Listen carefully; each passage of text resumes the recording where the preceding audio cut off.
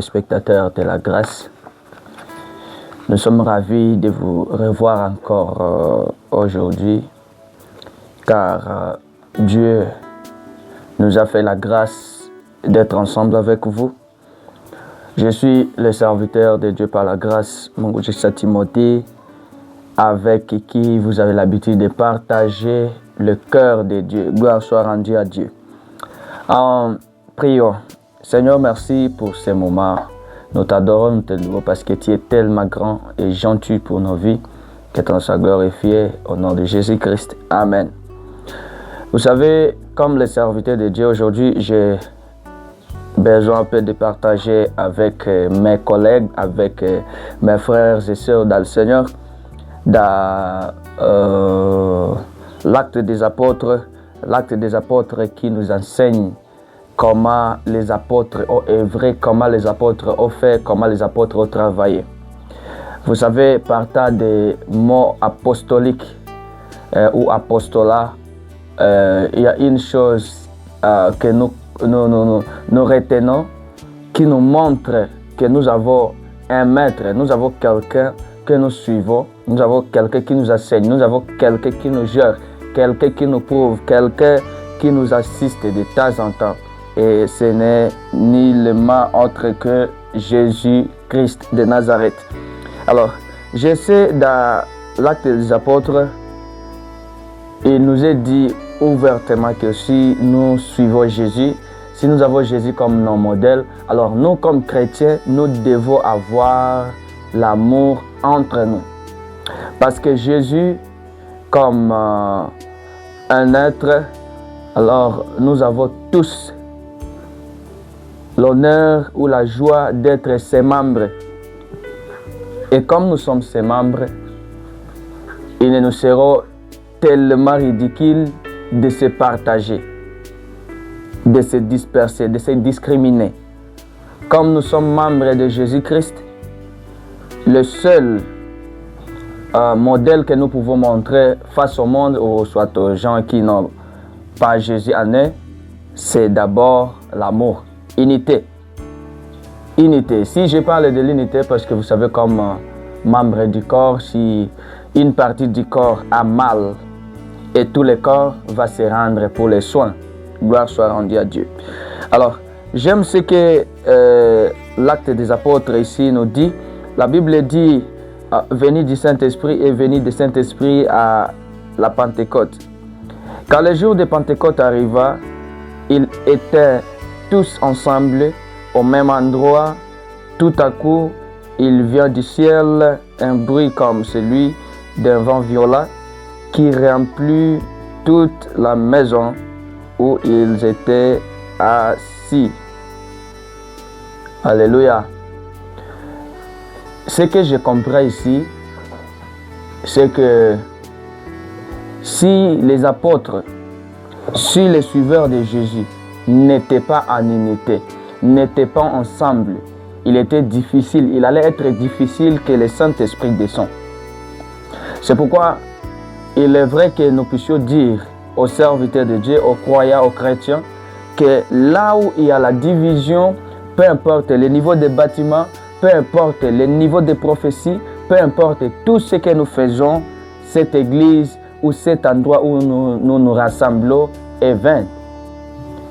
Cet endroit ne peut ni nous apporter. D'ailleurs, il sera même mieux de se retrouver sous l'abri avec trop d'amour, avec l'amour, pour alors attendre le Saint-Esprit. La Bible nous montre que ce qui a poussé que l'Esprit de Dieu arrive était l'unité des enfants de Dieu, l'unité des gens qui appellent le nom de Jésus-Christ dans la salle, dans une même salle, avec one accord. Alléluia. C'est-à-dire, nous n'avons pas d'abord besoin de chercher la richesse et toute autre chose, mais nous avons besoin d'abord de chercher l'unité. Aujourd'hui, vous savez, beaucoup des églises sont divisées, les gens ne sont pas là ensemble en esprit et au cœur. Et vous voyez, ils se disent que nous glorifions Dieu, nous sommes les enfants de Dieu. C'est pourquoi vous allez voir, dans cette église, il y a des membres, il y a des partis, il y a des groupes. Il y a les partisans, il y a les partenaires. ou les clients des Pastatel. Il y a les clients ou les partenaires des Pastatel. Il y a donc, vous savez quoi? Comme nos modèles, Jésus-Christ, le modèle le plus influent, lui, il nous a démontré que cet esprit que je vous envoie ici, cet esprit aussi a des conditions que vous devez d'abord suivre. Premièrement, lorsque vous vous aimerez, le monde saura que vous êtes mes disciples. C'est-à-dire, il est difficile d'être appelé l'enfant de Dieu, soit les serviteurs de Dieu, lorsqu'on n'a pas l'amour. Comment tu fais? Comment tu guides les enfants de Dieu alors que tu aimes qu'une partie? Comment tu peux dire que tu es serviteur de Dieu alors que dans les quartiers, tu n'as que 2 ou 3 portes que tu accèdes, que tu entres, ou tu partages avec les gens, tous les restes sont des démons. Bien-aimés dans le Seigneur, lorsqu'il y a l'amour, on s'acharne, on s'envoie pour aller seulement notifier les mauvais actes des gens. Mais lorsqu'il y a l'amour, l'amour couvre la multitude de péchés. Lorsque tu es toujours derrière les défauts de quelqu'un, même si tu pries, même si tu lis la Bible, en fait, tu n'as pas l'amour. C'est l'astuce qui montre que déjà l'amour commence à te quitter. Si tu as besoin de voir comment j'ai grandi dans la foi, comment j'ai grandi en Christ, vois aussi le niveau de ta croissance en amour. Aujourd'hui, tu as aimé combien de gens et demain, tu aimeras combien, la semaine prochaine et cette semaine et l'année prochaine. Parce qu'il y a aussi le défaut que nous ignorons. Tu es chargé à perdre des amis. Tu perds des amis, tu perds les croyants, tu perds les gens aujourd'hui, tu perds des connexions aujourd'hui et tu dis, moi je n'ai besoin de rien, je n'ai que besoin de Jésus-Christ. Je te dis, oui, les jours de ta mort, même les jours que le problème t'arrivera, Jésus-Christ sera là, mais malheureusement il sera en esprit. Tu auras aussi besoin des gens, besoin des humains pour t'assister, pour partager avec toi la douleur, pour te dire même Paul, pour te dire même que Dieu te console. Bien-aimé, gardons notre unité, gardons notre amour, gardons notre premier amour et notre statut d'être appelé apôtre de Jésus-Christ. Vous savez, lorsque je n'ai pas l'amour, qu'est-ce que je peux donner aux gens que je conduis? Tu n'aimes pas quelqu'un et toi tu leads un assemblée, soit une organisation, tu penses que tu donneras quoi alors que tu n'as pas l'amour dans toi? Moi, je sais que tu donneras ce que tu as. Parce que la Bible dit qu'on donne ce qu'on a. Si tu as la haine, même si tu guides, même si tu gouvernes, même si tu diriges une église, tu donneras à ton église la haine.